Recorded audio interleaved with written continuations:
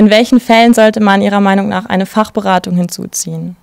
Auslöser für eine Fachberatung ist in der Regel, oder kann man sagen, gibt es 3 grundlegende Fälle. Das sind eben zum einen ganz vorne an direkte Äußerungen von Kindern, also wenn Kinder sich tatsächlich über Gewalt oder Missbrauch oder Ähnliches äußern und um Hilfe fragen.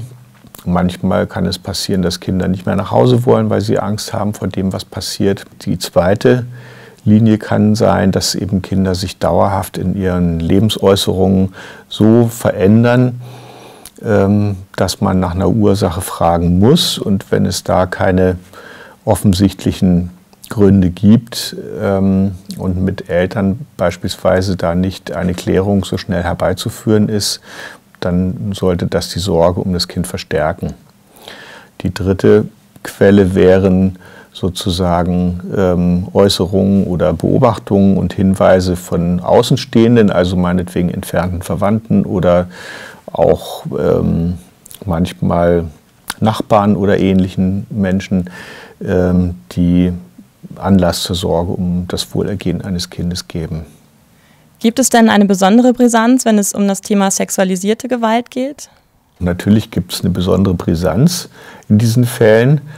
Da gibt es ja verschiedene Ursachen. Also zum einen ist ja das Thema Sexualität sowieso ein quasi Tabuthema immer noch. Also da fällt es ja auch Erwachsenen nicht so leicht drüber zu sprechen. Und erst recht trifft das für Kinder zu, die ja eigentlich mit dem Thema noch gar nichts zu tun haben sollten und da auch keine Kenntnisse drüber haben.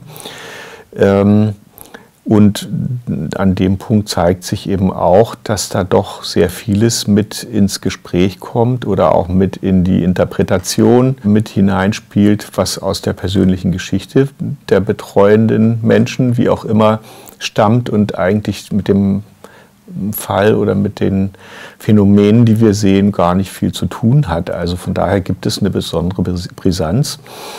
Und natürlich sind auch die Folgen, die sexueller Missbrauch hat, so weitreichend, dass es, glaube ich, noch sehr viel schwerwiegender ist, wenn man da etwas übersieht oder nicht frühzeitig aktiv wird, als wenn es, ich sage mal, nur um körperliche Gewalt geht. Auch da reichen die Konsequenzen bis in die nächste, übernächste Generation, aber das ist im Bereich Missbrauch noch sehr viel deutlicher der Fall.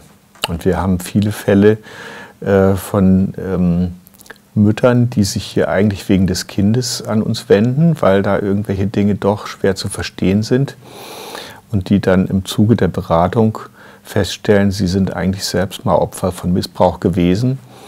Und dann haben sie häufig eben nicht, wie man das vielleicht landläufig denken würde, eine besondere Aufmerksamkeit auf dieses Phänomen, sondern im Gegenteil einen massiven blinden Fleck, weil sie die Dinge eben innerlich nicht verarbeitet haben und die konsequent ausblenden müssen.